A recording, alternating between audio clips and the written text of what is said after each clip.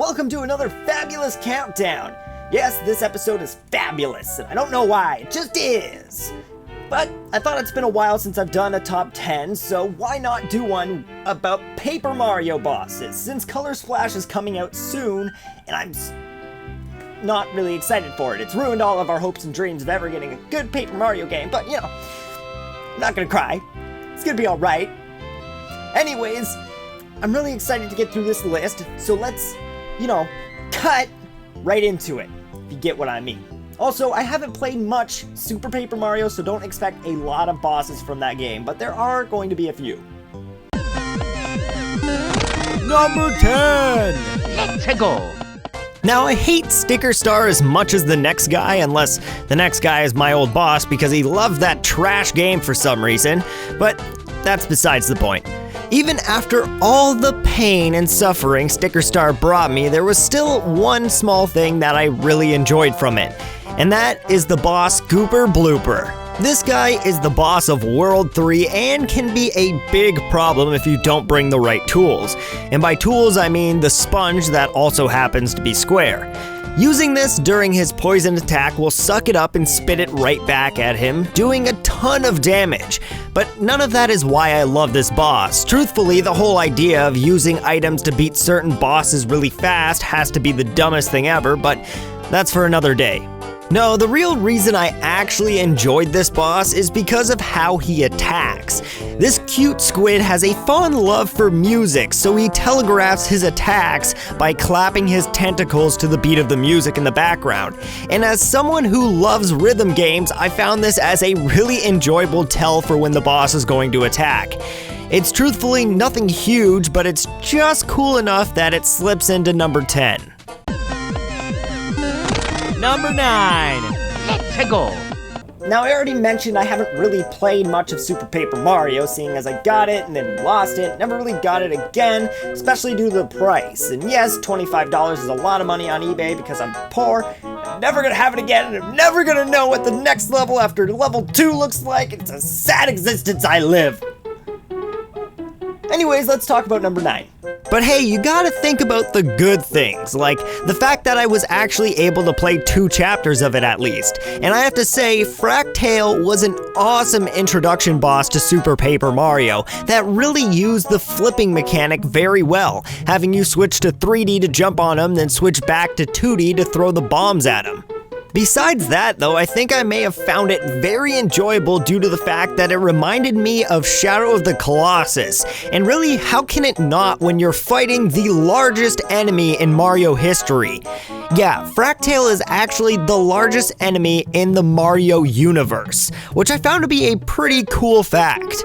Overall, though, I think this was a really good way to introduce you to the new style of gameplay that Super Paper Mario brought to the series. Now I just have to get a copy so I can actually finish it. Number 8. Let's go!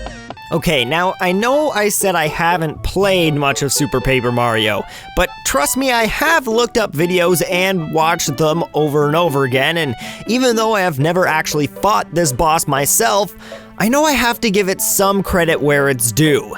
The Underchop is a fantastic homage to Earthbound because that's definitely what it's trying to be like for this fight.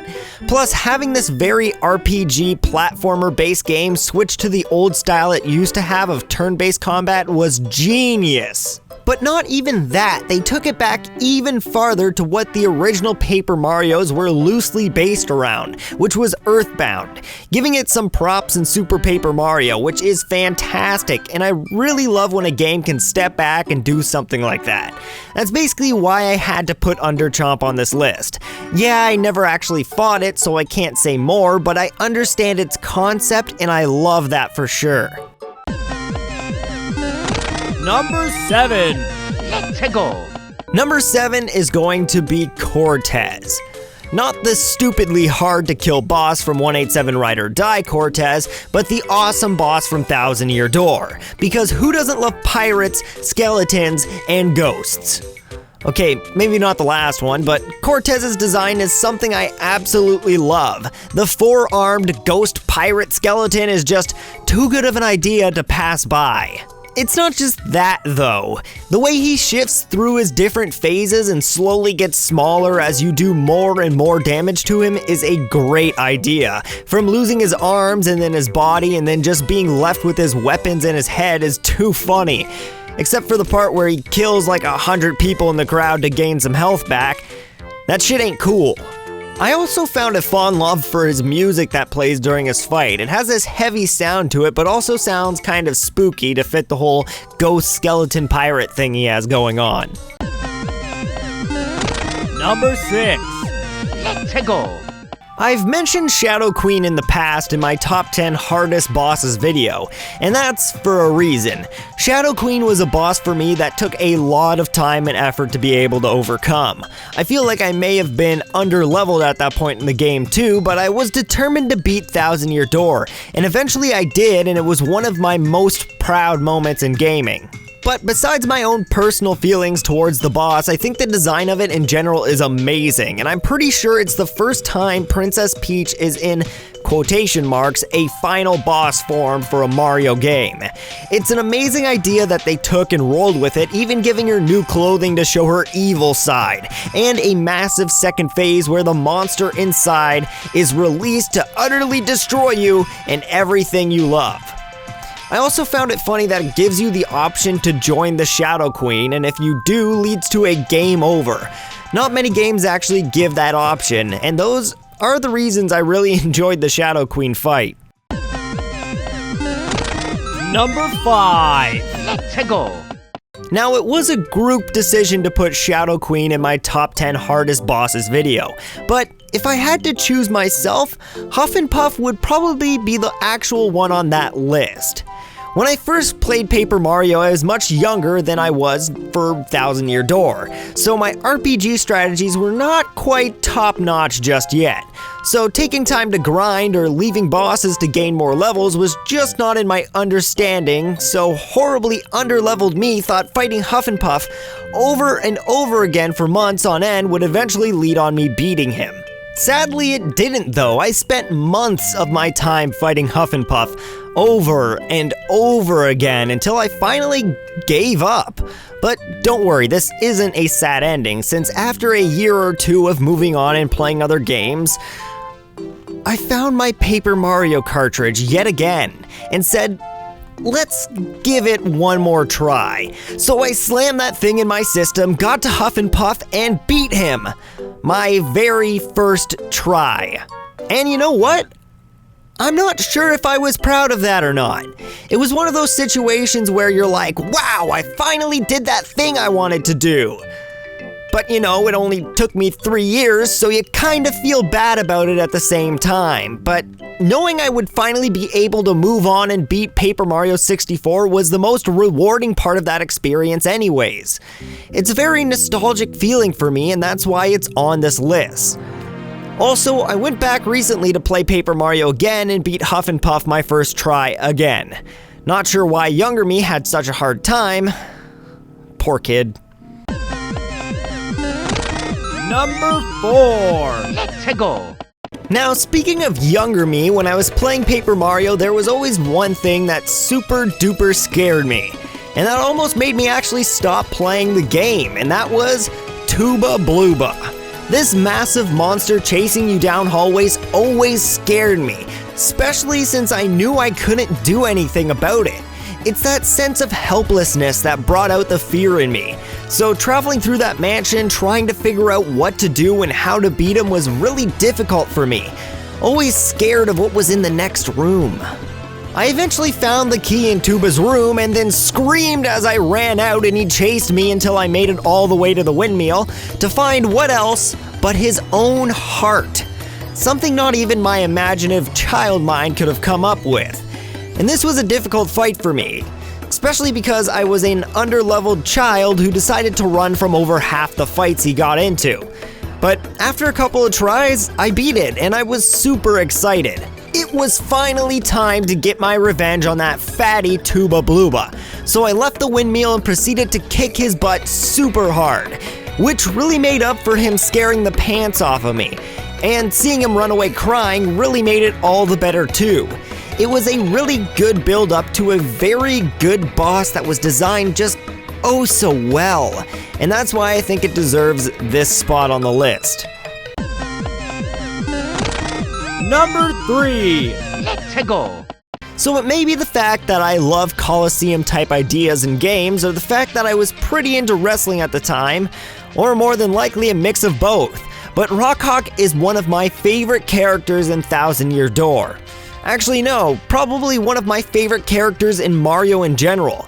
The whole build up to him has you fighting multiple enemies in a Coliseum, gaining the ranks and solving mysteries as you make your way to fight Rockhawk, eventually kicking his butt and getting his championship and his room. It was a great feeling for me. There's really nothing super special about this boss that makes me love him. It's really just a nostalgia thing, but I think he's like the coolest guy ever. Number 2. Let's go.